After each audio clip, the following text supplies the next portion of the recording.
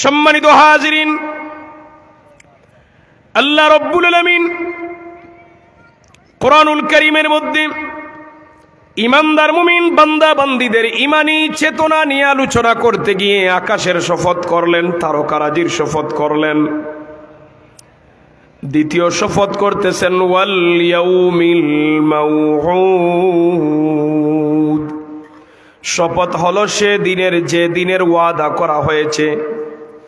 কোন দিনের ওয়াদা? কিয়ামত দিবসের ওয়াদার কথা এই আয়াতে বলা হয়েছে।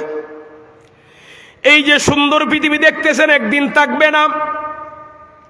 সুন্দর বাড়ি, সুন্দর গাড়ি, সুন্দর নারী চিরদিন থাকবে না। উঁচু বিল্ডিং গুলো একদিন ধ্বংস হয়ে যাবে, চূর্ণ বিচূর্ণ হয়ে জমিনের মধ্যে পড়ে যাবে, দুনিয়া উলট পালট হয়ে যাবে। সম্মানিত হাজিরিন, কবরের মধ্যে কোনো মানুষ থাকবে না, সবাই বের হয়ে যাবে। কিয়ামত যখন অনুষ্ঠিত হবে, কিয়ামতের ভয়াবহ অবস্থা কেমন হবে? আল্লাহ নবী বলছেন, মানুষ যে যে অবস্থায় কর্মরত থাকবে সবাই নিজ নিজ কর্ম ছেড়ে পাগলের মতো দৌড়াবে। দুইজন মানুষ লেনদেন করা অবস্থায় যদি কিয়ামত আরম্ভ হয়ে যায়, ক্রেতার হাত থেকে ব্যাগ জমিনে পড়ে যাবে, বিক্রেতার হাত থেকে টাকা জমিনে পড়ে যাবে। দুইজনেই দোকান থেকে বের হয়ে নিজেরে বাঁচানোর জন্য পাগলের মতো দৌড়াবে। সব মানুষ তার আপনজনরে ভুলে যাবে, মা তার সন্তানরে ভুলে যাবে, সন্তান মা বাবাকে ভুলে যাবে, ভাই বোনের মধ্যে কোনো মহব্বত থাকবে না, পরিচয় কেউ দিবে না, সবাই পলায়ন করবে একজন থেকে আরেকজন। এটা আমার কথা না, কোরআনের সূরা 30 পারা আবাসার মধ্যে আল্লাহ তাআলা বলেন, ইয়াউমা ইয়াফিরুল মারউ মিন আখিহি ওয়া উম্মিহি ওয়া আবিহি ওয়া সাহিবাতিহি ওয়া বানিহি। ইয়াউমা ইয়াফিরুল মারউ মিন আখিহি, ওই দিন পলায়ন করবে তার ভাই থেকে। মানুষ পলায়ন করবে নিজের আপন ভাই থেকে, পালিয়ে যাবে। ওয়া উম্মিহি ওয়া আবি, তার মা থেকে তার বাবা থেকে পলায়ন করবে। দেখি আমার কথা না আল্লাহর কথা? আল্লাহ নিজে কোরআনে বলছেন ওয়া উম্মিহি ওয়া আবি, উম্মি মানে মা, আবি মানে বাবা। বাবা থেকে মা থেকে পালিয়ে যাবে। ওয়া সাহিবাতিহি, তার সাথী, সাথী বলতে এখানে স্ত্রী এবং বন্ধু। ওয়া বানিহি মানে তার সন্তানাদি, তার আওলাদ, যারাই আপনজন আমরা যাদেরকে বলি, যেই মানুষের জন্য, যেই সন্তানের জন্য মা বাবা সারাটা জীবন ব্যয় করে। কত মা বাবা আছে, কত বাবা আছে সন্তানের ভবিষ্যৎ সুন্দর করার জন্য, সুচিকিৎসা, তারপরে শিক্ষা, তাকে উন্নত জীবন দেওয়ার জন্য কত বাবা আছে আল্লাহর বিধান পর্যন্ত ছেড়ে দেয়।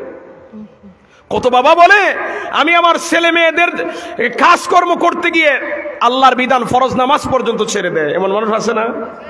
টাইম পাই না, দুনিয়ার কাজ করতে গিয়ে আল্লাহর কাজের টাইম পায় না সে। আর ওই সন্তানই কিয়ামতের দিন তার মা বাপকে ভুলে যাবে। আপনি বাবা হয়ে আপনার সন্তানের জন্য আপনি না একে তারে খাওয়াইতেছেন, আপনি পুরাতন পোশাক পরে সন্তানদের নতুন পোশাক দিচ্ছেন, আর এই কাজ করতে গিয়ে যদি আল্লাহর বিধান ছেড়ে দেন, ওই সন্তান কিয়ামতের দিন আপনাকে ভুলে যাবে। যাদের জন্য এত ভালোবাসা, এত মায়া, সবাই ভুলে যাবে।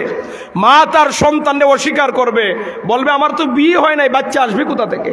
কেন নিজের যত সময় পর্যন্ত জাহান্নামের আযাব থেকে মুক্ত না পাবে তত সময় পর্যন্ত মা তার সন্তানের কথা একটা বারো স্মরণ করবে না।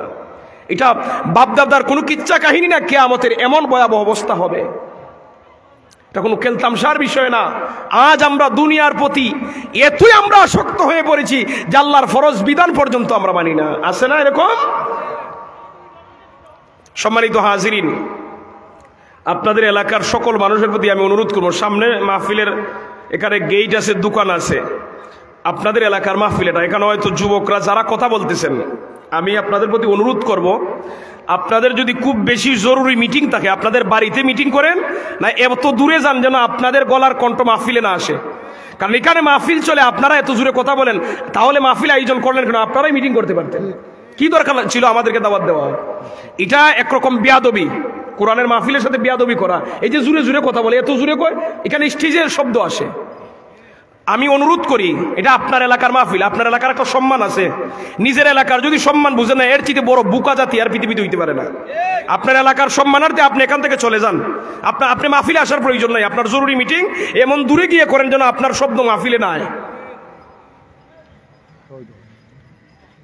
সম্মানিত হাজিরিন, আল্লাহ রাব্বুল আলামিন কিয়ামতের ভয়াবহ অবস্থার কথা নিজেই বলেছেন যে মা থেকে, বাবা থেকে, ভাই থেকে, বোন থেকে, সন্তান থেকে মানুষ পালিয়ে যাবে, কেউ কারো আপন হবে না।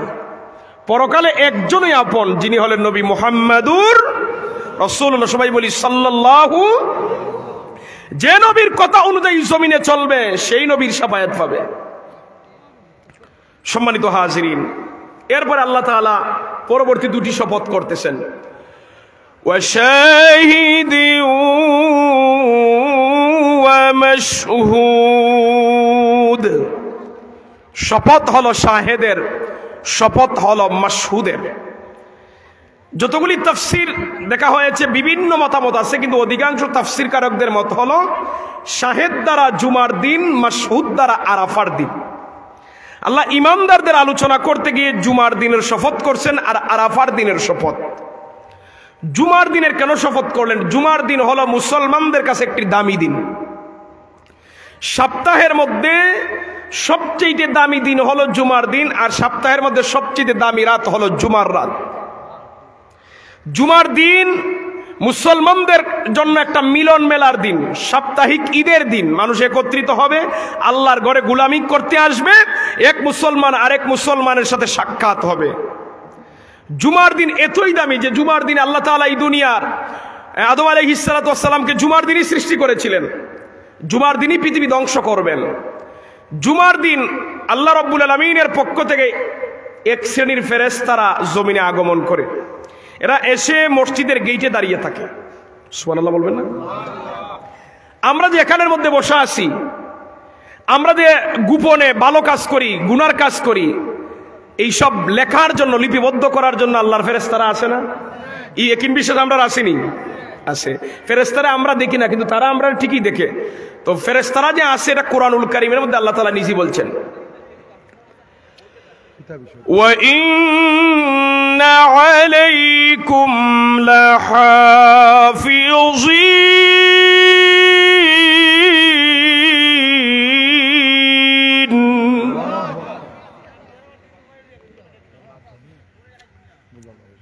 এরা এনে ওয়াজ লাগান আপনারা।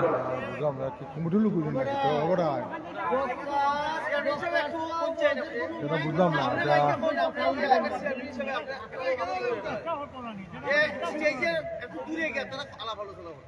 না, এটা ঠিক না রে বা, এটা তো ঠিক না।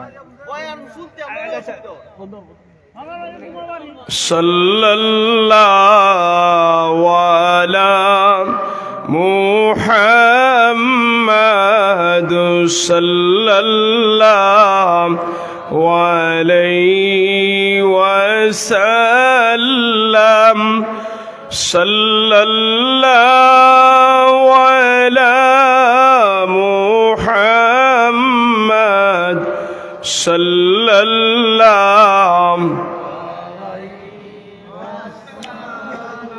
মোটামুটি মানুষ আপনারা আসতেছেন, একটু জবান খুলে পড়ি, সাল্লাল্লাহু আলা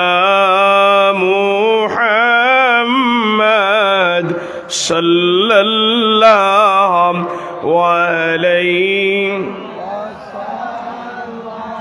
সাল্লাল্লাহু আলা মুহাম্মাদ সাল্লাল্লাহু আলাইহি। জুমার দিন আমি বলছিলাম আল্লাহ তাআলা কোরআনুল কারীম বলছেন, ওয়া ইন্না আলাইকুম লাহাফিজিন। নিশ্চয়ই আল্লাহ মানব জাতির আমল নামা লেখার জন্য হেফাজতকারী নিয়োগ দিয়েছেন। হেফাজতকারী কারা? এরা হলো ফেরেশতারা। এদের পরিচয় আল্লাহ পরবর্তী আয়াতে নিজেই তুলে ধরতেছে, কিরামান কাতিবিনা ইয়ালামুনা মা তাফআলুন।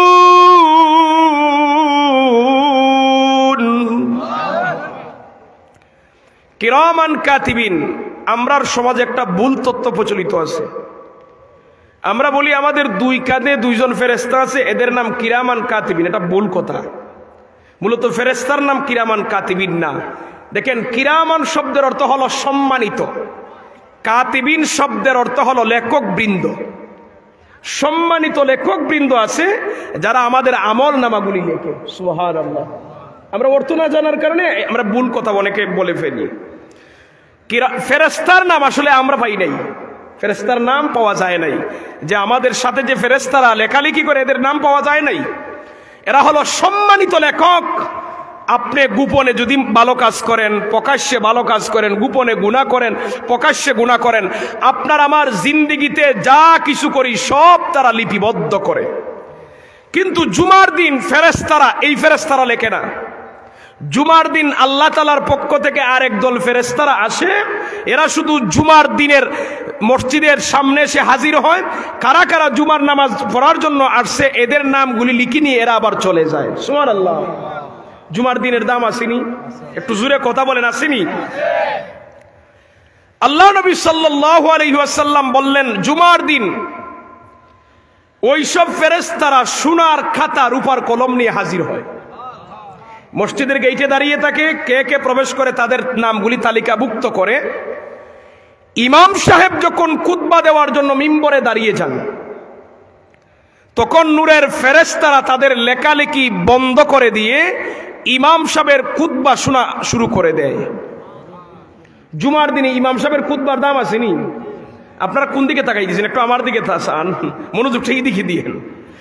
জুমার দিন ইমাম সাহেব যখন খুতবা আরম্ভ করেন, তখন নূরের ফেরেশতারা তাদের লেখালেখি বন্ধ করে দেয়। তাদের লেখালেখি বন্ধ করে দিয়ে ইমাম সাহেবের খুতবা শোনা শুরু করে।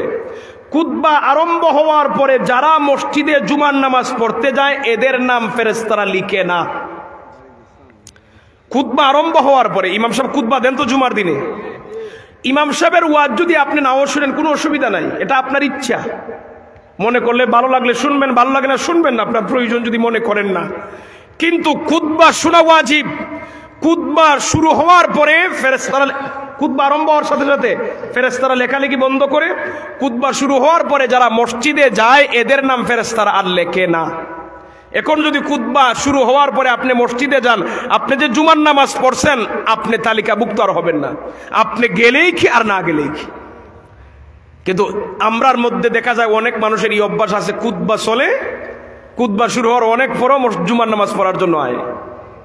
খুতবা শুরু হওয়ার পরে আপনি জুমায় গেলেন, মসজিদে গেছেন, এটা তালিকা ফেরেশতারা তালিকাভুক্ত করবে না। হাসরের মাঠে যখন আপনার আমল নামা দেওয়া হবে, আপনি বলবেন যে আল্লাহ আমি তো জুমার দিনে গেলাম মসজিদে, নাম নাই কেন? জবাব আসবে যে খুতবা শুরু হওয়ার আগে যাও নাই কেন? খুতবা শুরু হওয়ার আগে যাব না পরে যাব আমরা? একটু জোরে বলেন। আমাদের মধ্যে আরো কিছু বদ অভ্যাস আছে, বিশেষ করে আমরা বাংলাদেশি। এটা আপনার মধ্যে এখানে যারা সৌদি আরব সহ বিভিন্ন রাষ্ট্রে ঘোরাফেরা করেন, দেখবেন যে অন্যান্য দেশের মসজিদের সিস্টেম এবং আমরার দেশের সিস্টেমের ভিন্নতা। আপনি যদি মিডিল ইস্টের যত বড় রাজা বলেন আর মিসকিন বলেন, যে আগে আসবে সে আগে বসবে, ঠিক না?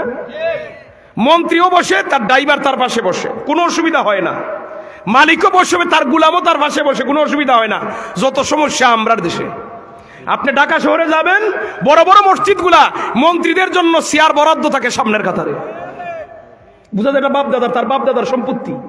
ফাইজলামি করতে করতে মসজিদে গিয়ে ফাইজলামি শুরু করছে। আপনি বড় বড় মসজিদে যান, সুপ্রিম কোর্ট মসজিদে গিয়ে দেখেন মন্ত্রীদের জন্য জায়গা বরাদ্দ, এই জায়গায় কেউ বসে না। কেউ বসলে তাদেরকে তুলে দেওয়া হয়, এটা মন্ত্রীর জন্য বলে বরাদ্দ। মসজিদের মধ্যে শুনে রাখেন, মসজিদের মধ্যে মিম্বর কয়টা থাকে? আপনারা মনে হয় আমার ভাষা বুঝেন না, একটু জুড়ে বলেন মিম্বর কয়টা থাকে? আপনারা মসজিদে মিম্বর কয়টা? জুমার দিনে মিম্বরে কে বসেন? জি, এটা দ্বারা কি প্রমাণ হয়? নেতা কে? মসজিদের নেতা কে বলেন? মসজিদের নেতা ইমাম। মসজিদে মাতব্বরি চলবে শুধু ইমামের, কোন মুতওয়াল্লি মাতব্বরি চলবে না, ক্যাশিয়ার সেক্রেটারি কারো মাতব্বরি মসজিদে চলবে না। মসজিদের নেতা ইমাম। আজকে এই নেতার কোনো দামই আমরা দেশে নাই, কোনো দাম নাই। সমাজের মানুষেরা যা মাতব্বরি বেটাগিরি মসজিদ ইমাম সাহেবের সাথে করে, বউর সাথে করে না, সমাজের সাথে করে না, ইমাম আর মসজিদে রিসুল লাগালাগি করে। এরকম মানুষ আছে না নাই? আজকে আমাদের লক্ষ লক্ষ মসজিদ বাংলাদেশে, কিন্তু মসজিদের ইমাম এবং মুয়াজ্জিনরা নির্যাতিত, নিপীড়িত। ইমামদেরকে স্বাধীনভাবে কথা বলতে দেওয়া হয় না। সুদের ব্যাপারে ওয়াজ করলে চাকরি শেষ, ঘুষের ওয়াজ করলে চাকরি শেষ, ফর্দার ওয়াজ করলে চাকরি শেষ। আরে কি, এই দেশে এইভাবেই চলছে। শত শত ইমামের চাকরি যায়, কারণ ইমাম, হাজার ইমামের সাথে আমার যোগাযোগ আছে। যত জায়গায় যাই ইমামরা তাদের বিষয়ে আমাদেরকে বলে, নেটে ভাইরাল হয় যে সুদের ওয়াজ করতে গিয়ে চাকরি গেছে। এরকম আছে না ঘটনা? সীমাহীন আছে। আজকে ইমামের কোনো দাম নাই বাংলাদেশে বেশিরভাগ ক্ষেত্রে। সম্মানিত হাজিরিন, আমি ইমামতিরে ভালোবাসি, আলহামদুলিল্লাহ বলবেন। আমি একজন ইমাম, আমি ইমামতিরে খুব ভালোবাসি। আমার যত দুনিয়ার যত চাকরির কথা বলেন, সবচেয়ে আমি আমার হৃদয় দিয়ে ভালোবাসি ইমামতির চাকরিরে। কারণ আমি কে গ্রামের মানুষের কথা চলি না, তো আমি আমার মতো চলি। কথা বুঝেন না? প্রয়োজনে চাকরি একদিন করব, 3 দিন করব, আমি আমার মতো চলবো। হ্যাঁ, আপনার নিয়ম যদি, আপনার নীতি যদি দিনের সাথে, ইসলামের সাথে সাংঘর্ষিক না হয়, আমার কোনো আপত্তি নাই আপনার কথা মানতে, কিন্তু এমন আইন মানতে পারবো না যা ইসলামের সাথে সাংঘর্ষিক। ইমাম করলে একেবারে বাউন্ডারি দিয়ে ভিতরে রেখে ফেলেছে। যত দায়িত্ব সব ইমাম মুয়াজ্জিনের। ইমাম নিয়োগ দিতে সময় এত কিছু আমরা বাছাই করি, বেতন দেওয়ার সময় ফকির, ঠিক না? বেতন দেওয়ার সময় ফকির হয়ে যায়। আজ পর্যন্ত আমি আল্লাহর নামে শপথ করে বলতে পারবো, একটা মসজিদ পাইছি না যে হুজুর আমরা ধনী মানুষ বেতন বেশি দিব। একটা মসজিদও নাই। বেতন দেওয়ার সময় কয় আমরা গরিব। আরে বাবা, মসজিদ এত সুন্দর, বেতন দেওয়ার সময় গরিব হচ্ছে কেমনে? হ্যাঁ, এই সময় চান্দা উঠে না। যত ফকির মিসকিনের বাপ দেখা ইমামের বেতন দেওয়ার সময়, বাকি সব সময় তার বেটাগিরি ঠিক আছে। আমি আপনাদের মসজিদের ইমামের বেতন আমি জিজ্ঞাসা করবো না, আমি জানতেও চাই না। গত কিছুদিন আগে কমলগঞ্জে এক মাহফিলে গেছি, আমার খুব অনুরোধ করছে, হুজুর আপনি মুসাফির মানুষ, যদি আপনি একটু বলেন আমরা মসজিদটা ভেঙ্গে নতুন মসজিদ করব, তো যদি আপনি একটু বলেন মানুষ একটু চাঁদা বেশি দিবে, আপনাদের খাতিরে করতে পারি, মসজিদের স্বার্থে কোনো অসুবিধা নাই। কালেকশন শুরু করছি, কেউ 10,000 20,000 করে, তারপরে 50 বস্তা 100 বস্তা করে সিমেন্ট লেখাচ্ছে। কমিটির একজন বলল, আমরা ইমাম সাহেব বলছেন ওনার 1 মাসের বেতন দিবেন। ইমাম সাহেবের 1 মাসের বেতন দিবেন। আমি বেতন কত এখন আর হয় না, 1 মাসের বেতন দিবেন, এখন সংখ্যা উল্লেখ করে না। আমি বললাম যে আগে বলবেন তো বেতনটা কত। কতক্ষণ পরে তারা হাসাহাসি করে কয় হুজুর 5,000। আমি বললাম মসজিদ ভাঙ্গার আগে ইমামের বেতন ঠিক করেন। 5,000 টাকা ইমামের বেতন, এখনো 3,000 টাকা ইমামের বেতন আছে, 4,000 টাকা মক্তবের হুজুরের বেতন আছে। এদের কি পরিবার নাই? কথা বলেন না, এরা অন্য গ্রহ থেকে আবিষ্কার হয়েছে। আজকে দায় দায়িত্বের ক্ষেত্রে ইমাম মুয়াজ্জিনের সবচেয়ে বেশি, বেতনের বেলায় সবচেয়ে কম। আপনারা বলুন হুজুর এই বিষয় কেন বলতেছেন? আমি যেই জায়গায় যাই ইমাম মুয়াজ্জিনের ব্যাপারে বলি, কারণ এরা নির্যাতিত, এরা আমার দিনী ভাই, এরা আমার দিনী ভাই। আজকে ইমাম মুয়াজ্জিনরা জায়গায় জায়গায় নিপীড়িত। সিলেটের এক উপজেলার নাম বলবো না, এখানে লাইভ হচ্ছে, চলে যাবে। ইমাম সাহেব গেছেন মাসিক ছুটিতে, মুয়াজ্জিন সাহেব মাগরিবের নামাজ পড়াইছে। মাগরিবের নামাজ পড়াই দিকে প্রথম রাকাতে পড়ছে সূরা মাউন, আড়াইতার নাজিল। স্বাভাবিকভাবে দ্বিতীয় রাকাতে সূরা কাউসার পড়ার কথা, ইন্না উতাইনা। উনি দ্বিতীয় রাকাতে পড়ছে আড়াইতার নাজিল। 2 রাকাতে একই সূরা পড়ছে। নামাজের পরে চিল্লাচিল্লি শুরু হইছে, না মুয়াজ্জিন এত বড় ভুল করছে, তার রাখা যাবে না। মুয়াজ্জিন বিদায় দেওয়ার এক মোটামুটি কথাবার্তা, একজন মুরব্বী বলে, আরে রাখো, মুয়াজ্জিনের নামাজ হইছে কিনা এটা তো আমরা বুঝবো না, একজন আলেমরে জিজ্ঞেস করি না। তো মুরব্বীর কথা সবাই সম্মতি দিয়েছে। তারা একজন আলেমকে জিজ্ঞাসা করছে যে আমরা তো এই নিয়ে বড় এলাকার মধ্যে সমস্যা মুয়াজ্জিনের নামাজ নিয়ে, হুজুর এটার সমাধান কি? হয়তো হুজুর আকলদার ছিলেন, এই জন্য জবাবও খুব সুন্দর করে দিয়েছেন যে মুয়াজ্জিন সাহেবের নামাজের কোনো অসুবিধা নাই, যত অসুবিধা আপনার। কেউ যদি ইচ্ছাকৃতভাবে একই সূরা পড়ে মাকরু, মানে ত্রুটি, নামাজ হবে ত্রুটির সাথে হবে। অনিচ্ছাকৃতভাবে পড়লে এটা ত্রুটিও না, উনি অনিচ্ছাকৃতভাবে পড়েছে, হয়তো নামাজের মধ্যে ধ্যান ছিল না, অন্যদিকে মন চলে গেছে। বরং ওই মসজিদ কমিটির এবং এলাকাবাসীর দায়িত্ব ছিল, হুজুর আপনি মাগরিবের নামাজে প্রথম রাকাতে আড়াইতাল্লাজি পড়লেন, দ্বিতীয় রাকাতে কেন আড়াইতাল্লাজি পড়লেন? আপনার কোন সমস্যা আপনি আমাদেরকে বলুন। নিশ্চয়ই আপনার বড় ধরনের কোনো টেনশন আপ ফিল করছিলেন আপনি, যার কারণে একই সূরা পড়ছেন। হয়তো মুয়াজ্জিন সাহেব এই বেতন দিয়ে তার মাস চলে না, হয়তো ছেলে অসুস্থ, নাই মেয়ে অসুস্থ, নাই তার মা বাবা পরিবারের বড় কোনো সমস্যায় পড়ছে, বিদায় নামাজে একই কেরাত পড়ছে, ঠিক না? এটা জিজ্ঞেস না করে বিদায়ের চিন্তা আরম্ভ করছে। কারণ মসজিদ কমিটি তো সব আল্লাহর ওলিরা থাকে তো বর্তমানে। আপনাদের কমিটি মানুষ রাগ করিয়েন না, বেশিরভাগ মসজিদ কমিটি খারাপ থাকে। আলহামদুলিল্লাহ সূরা পড়তে পারে না এমন ব্যক্তি সভাপতি, আসতে বলেন কেন? আলহামদুলিল্লাহ সূরা শুদ্ধ নয়, মাতব্বরি করে ইমাম সাহেবের উপরে। এই হলো অবস্থা আমাদের সমাজের, আমার দেশের। জায়গায় জায়গায় ইমাম মুয়াজ্জিনরা নির্যাতিত, নিপীড়িত। একদিন যদি 10 মিনিট আজান দিতে দেরি হয়, বাপরে বাপ, না জানি কত বড় অপরাধ হয়ে গেছে। নামাজ পড়ে না। আমার মসজিদের মুয়াজ্জিন, আমি বিয়ানীবাজার এক মসজিদে ইমামতি করছি 2 বছরের মতো। একটা মসজিদ কমিটি এবং ফজরের নামাজে একটা বক্তব্য দিয়েছিলাম, নেটে একটা ভাইরাল হয়েছিল। এটা প্রায় যে 70-80 লক্ষ ভিউ হয়েছিল একটা বক্তব্য মসজিদের। আমি আলহামদুলিল্লাহ তার মধ্যে অনেক পরিবর্তন হয়েছে। মতুল্লি সাহেবের দাঁড়িয়ে আছিলেন, আমি আপনি যদি মতুল্লিগিরি করতেন দাঁড়িয়ে রাখেন, উনি দাঁড়িয়ে রাখছে। উনি ফজর নামাজে আইতো না, উনি ফজর নামাজও আইছে। অনেক পরিবর্তন হয়েছে। আমি বলছি যে একটা বেনমাজি মানুষ কমিটি থাকতে পারবে না, সাফ কথা। মিম্বরে বসে বলছি কোনো বেনমাজি কমিটি থাকতে পারবে না। তারাও ঠিক হয়ে গেছে, নামাজ শুরু করে দিয়েছে, আলহামদুলিল্লাহ, ঠিক না? আচ্ছা, বেনমাজির মসজিদ কমিটির কাজ কি? আপনারা আমাকে বলেন, আপনারা তো সম্মানী মানুষ। বেনমাজি মানুষের কমিটিতে কাজটা কি বলেন? কিন্তু আজকে মসজিদ কমিটিতে বেনমাজি আছে না নাই? কথা বলেন না কেন, আছে না নাই? বেনমাজির এখানে কাজ কি? এখানে মসজিদ তো নামাজি ব্যক্তি যাবে, নামাজি ব্যক্তি, দিনদার ব্যক্তি, আল্লাহওয়ালা ব্যক্তি মুতাওয়াল্লি সেক্রেটারি কেশিয়ার হবে, ঠিক কিনা বলেন? কিন্তু আজ সুদকুর, ঘুষখোর এরা মসজিদের মুতাওয়াল্লি সেক্রেটারি। সম্মানিত হাজিরিন, রাগ করতেছেন? এই কথা বলার মধ্যে আমার ব্যক্তিগত স্বার্থ নাই, আমি দেশের স্বার্থে কথা বলি, আমার দেশের ইমাম মুয়াজ্জিনের স্বার্থে কথা বলি। আলহামদুলিল্লাহ আমি যেখানে যাই মিম্বরে বসে এভাবেই কথা বলি। আমার মাঠের ওয়াজের চেয়ে মিম্বরের ওয়াজ আমার আরো কঠিন ভাষায় ওয়াজ হয়। মিম্বরে আমি ধারাবাহিকভাবে সত্য কথাগুলি তুলি। এক মসজিদ হবিগঞ্জ শহরে এক মসজিদের ইমামের চাকরি গেছে সুদের ওয়াজ করে। এক ইমামের চাকরি গেছে সুদের ওয়াজ করে। পরবর্তীতে তারা আমারে শুধু খতিব হিসাবে নেওয়ার জন্য অফার করছে। আমি ওয়াজ করছি, আমার ইন্টারভিউ ছিল জুমা এবং এরপরে ছিল শবে মেরাজ রাত। ওই সপ্তাহের ভিতরে শবে মেরাজের রাত্রে আমি সুদের ওয়াজ করছি। শবে মেরাজও সুদ আছে না? আল্লাহ রাসূল জাহান্নামে গেছেন, সুদ করে দেখছেন। সুদের ওয়াজ করছি। আগের ইমামের চাকরি গেছে সুদের ওয়াজ করে, আমার চাকরি হইছে সুদের ওয়াজ করে। সম্মানিত হাজিরিন, হকের আওয়াজ বলতে হবে, মিম্বর থেকে আওয়াজ। ইমামদেরকে স্বাধীনতা দিবেন, ইমামদেরকে সাহস দিবেন। ইমাম হলো মসজিদের নেতা। আমি যেই কথা বলতে চাইলাম, জুমার দিনে ইমাম সাহেব খুতবা দেওয়ার জন্য মিম্বরে যখন দাঁড়ায়, চিন্তা করছেন আল্লাহর নূরের ফেরেশতারা লেখালেখি বন্ধ করে ইমামের খুতবা শোনা শুরু করে। আরো আওয়াজ করে বলেন সুবহানাল্লাহ। সম্মানিত হাজিরিন, আপনি যদি আগে যান, ভাই আপনার মাইকে আমার গলায় ধরতেছে।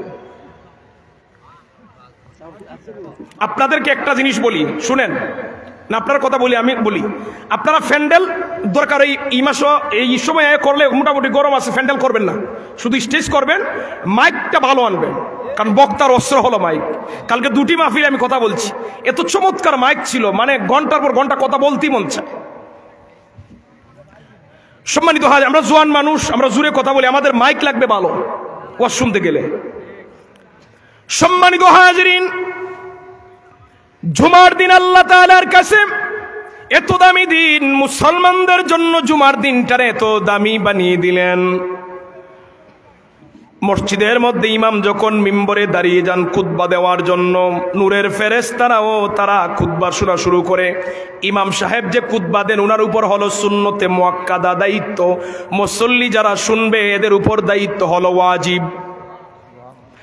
আপনি যদি মসজিদে আগে যান আগে বসবেন, পরে যান পরে বসবেন। আপনি যত বড় বুজুর্গ হন, যত বড় নেতা হন, মানুষকে ডিঙ্গিয়ে সামনে যাওয়া চরম পর্যায়ে বিয়াদবি এটা। আমরা এটার মাঝে সবচেয়ে বেশি ভুল করি বাঙালি। আইবো একবারে খুতবার সময়, আইয়া দেখবা সব মানুষের ডিঙ্গির সামনে আয়। আমি যত মসজিদে গেছি এটা বন্ধ করাইছি। আমি ডাইরেক্ট বলছি, আপনি পিছনের সামনে আসলেন কেন? পিছনে বসেন। উনি পিছনে বসতে বাধ্য, আপনি সামনে আসবেন কেন? সামনে বসতে গেলে আগে আসবেন, আগে রওনা দিবেন। এটা আপনার বাবার বিঠা না, এটা মসজিদ আল্লাহর ঘর, এখানে কোনো মাতব্বরি চলবে না। সম্মানিত হাজিরিন, খুতবা চলাকালীন অবস্থায় কথা বলা হারাম। কি?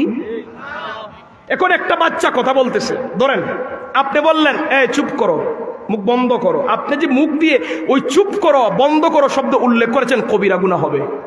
চিন্তা করে দেখছেন খুতবার সময় কত সতর্ক। খুতবার সময় কোনো কথা চলবে না। অনেক জায়গায় দান বাক্স চলে, অনেকে কথাবার্তা বলে না, একদম চলবে না। মসজিদকে আমরা সুন্দর করতে হবে, নবীজির সুন্নাহ মোতাবেক পরিচালনা করতে হবে।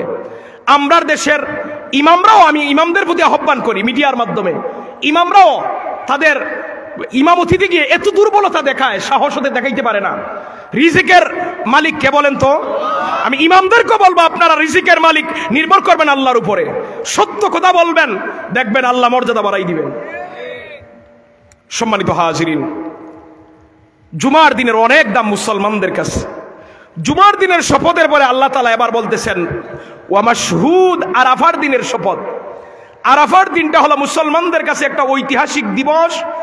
জিলহজ মাসের 9 তারিখে যারা আরাফার ময়দানে যায়, যারা জিলহজ মাসে হজ করতে আল্লাহর বাড়িতে যাবে, আরাফার ময়দানে অবস্থান করা ফরজ। আরাফার ময়দানে গিয়ে বান্দা যত গুনাহ নিয়ে হাজির হোক না কেন, আল্লাহর কাছে চাইতে দেরি হবে, আল্লাহ মাফ দিতে দেরি করবেন না।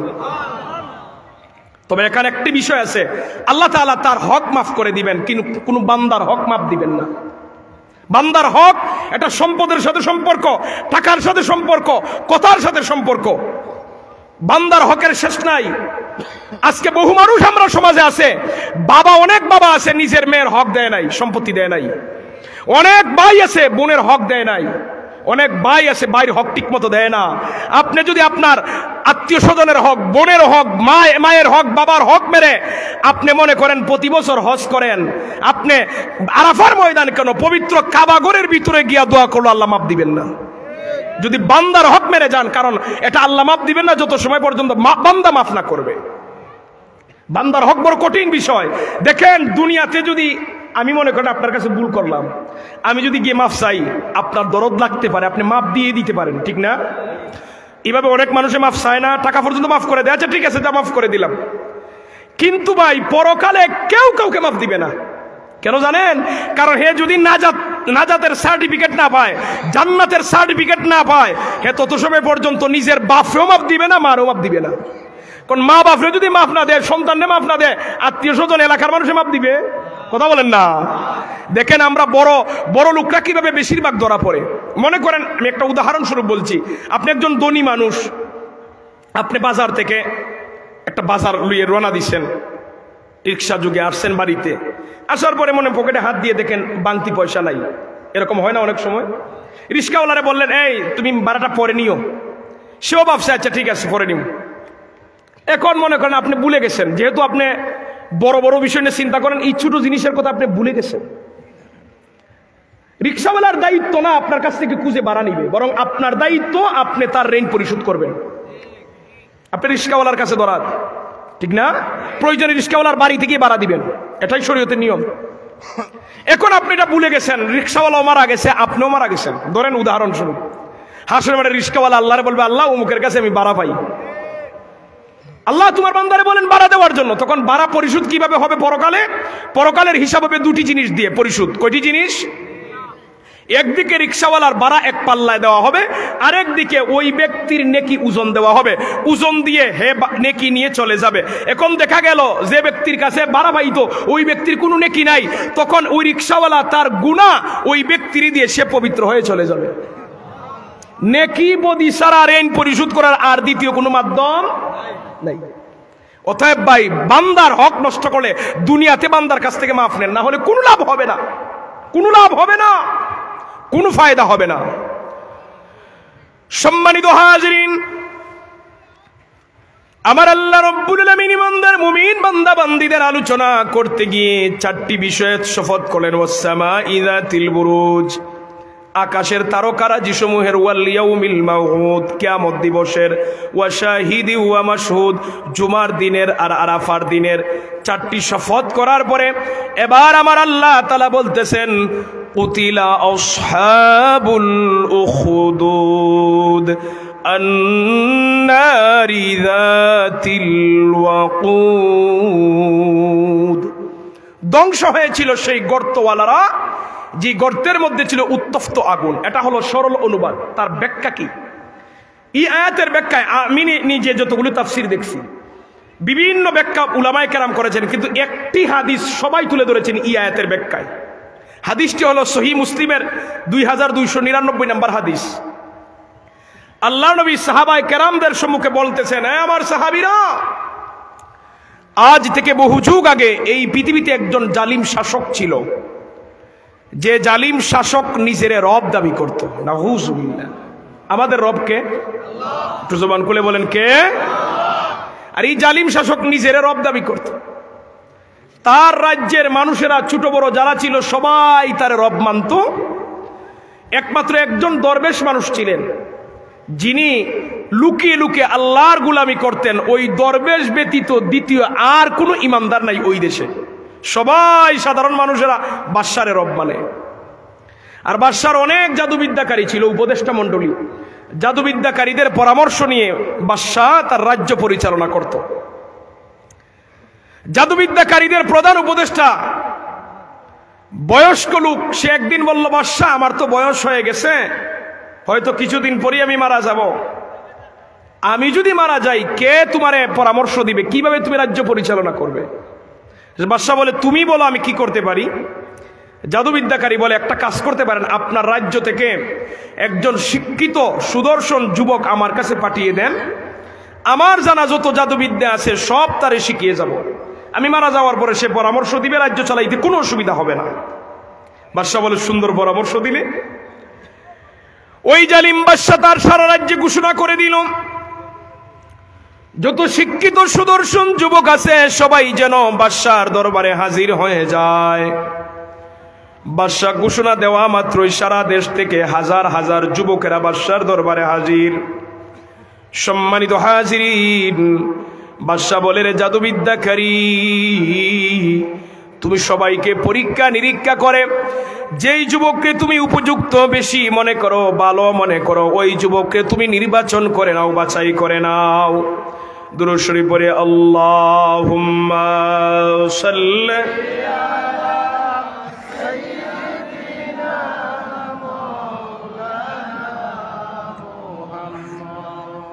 ওয়া আলা আলি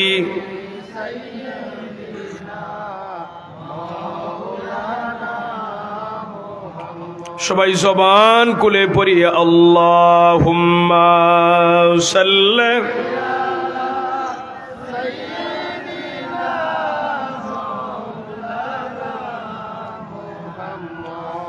ওয়া আলা আলি সাইয়্যিদিনা।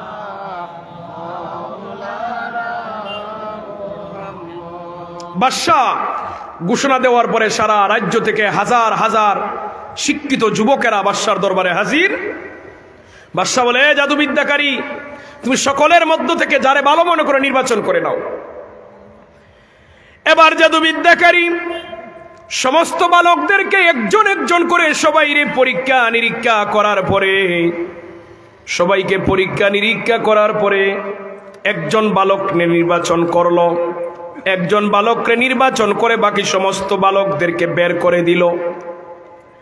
একজনকে নির্বাচন করে তারে নিয়ে গেছে বাদশার কাছে, গিয়ে বলে, বাদশাহ, এই বালকরা আমি সিলেক্ট করছি। বাদশাহ বলে, এ বালক, তুমি প্রতিদিন সকালবেলা রওনা দিয়ে তুমি আমার রাজ দরবারে আসবে, জাদুবিদ্যাকারীর কাছ থেকে জাদু শিখে বিকালবেলা তুমি তোমার বাড়িতে যাবে। বালক ছিল গরিব ঘরের সন্তান, তার তো কপাল খুলে গেছে। বাদশার দরবারে যাওয়ার একটা সুযোগ হইছে, গেলে তো অবশ্যই দুপুরে খাওয়ার একটা ব্যবস্থা হবে। বালক বড় খুশি যে বাদশার দরবারে যাওয়ার সুযোগ পাইলাম। সম্মানিত হাজিরিন, রুটিন অনুযায়ী বালক প্রতিদিন তার নিজের বাড়ি থেকে বাদশার দরবারে যায়, জাদুবিদ্যাকারীর কাছ থেকে জাদু শিখে বিকালবেলা তার বাড়িতে ফেরত আসে। আল্লাহর ওলি দরবেশ মানুষ, উনি দেখলেন যে একটা রাস্তা দিয়ে প্রতিদিন বালক আসা যাওয়া করে। উনি তারে ডাক দিছেন, এ বালক, একটু দাঁড়াও তো, তুমি কোথায় যাও? বালক বলে, আমি বাদশার দরবারে যাই। কেন যাও? কয়, জাদু শিখি। কেন শিখো? কয়, বাদশার প্রধান উপদেষ্টা হিসেবে আমি নিয়োগ নিব। দরবেশ আল্লাহর ওলি চিন্তা করলেন, এখন যদি আমি আমার পরিচয় তার কাছে বলি, সে তো বাদশার কাছে বলে দিবে, আমার কথা ফাঁস করে দিবে, বাদশা ধরে নিয়ে আমাকে মেরে ফেলবে। তিনি কি করলেন, নিজের পরিচয় গোপন রেখে বলেন, বাবা, আমি যদি তোমার নতুন আরেকটা জিনিস শিক্ষা দিই, তুমি কি গ্রহণ করবে? তো বালক তো মেধাবী ছাত্রদের একটা বৈশিষ্ট্য থাকে, এরা নির্ধারিত পাঠ্যপুস্তক পড়ার পরেও অতিরিক্ত কিছু বই পড়ে এক্সট্রা নলেজের জন্য। বালক বলে আমার কোনো অসুবিধা নাই, একদিকে জাদুবিদ্যাকারী পড়াইবে আর একদিকে আপনিও পড়াইবেন, আমার তো ডাবল পড়া হবে। বালক তো জানে না এই আল্লাহর ওই দরবেশ মানুষ তার কি পড়াইবেন, উনি তো নিজের পরিচয় গোপন রাখছেন। সে রাজি হয়ে গেছে। রাজি হওয়াতে দরবেশ বলেন, বালক শুনো, তুমি প্রতিদিন যখন তোমার বাড়ি থেকে বের হয়ে আসবে, এসে আগে আমার সাথে সাক্ষাৎ করবে, আমার কাছে বসবে, তারপরে জাদুবিদ্যাকারীর কাছে যাবে, জাদুবিদ্যাকারীর কাছ থেকে জাদু শিখে বিকালবেলা বাড়িতে যাওয়ার আগে আবার আমার সাথে দেখা করবে। তার মানে আল্লাহর ওলি দরবেশ তারে রুটিন করে দিলেন, প্রতিদিন জাদুবিদ্যাকারীর কাছে যদি যাও একবার, আমার কাছে আসবে দুইবার, আসতে যাইতে দুইবার দেখা করবে। দরবেশ বালকরে রুটিন করে দিলেন। ওই বালক রুটিন অনুযায়ী প্রতিদিন তার নিজের বাড়ি থেকে বের হয়ে দরবেশের কাছে যায়। দরবেশের কাছে গিয়ে আমার আল্লাহর পরিচয় জানে, জাদুবিদ্যাকারীর কাছে যায়, জাদু শিখে বিকাল বেলা যখন আবার বাড়িতে ফিরবে, ফিরার সময় আবার যখন আল্লাহর ওলি দরবেশের কাছে বসে সম্মানিত হাজির আল্লাহর পরিচয় নিয়ে আবার তার বাড়িতে যায়। দীর্ঘদিন যাবত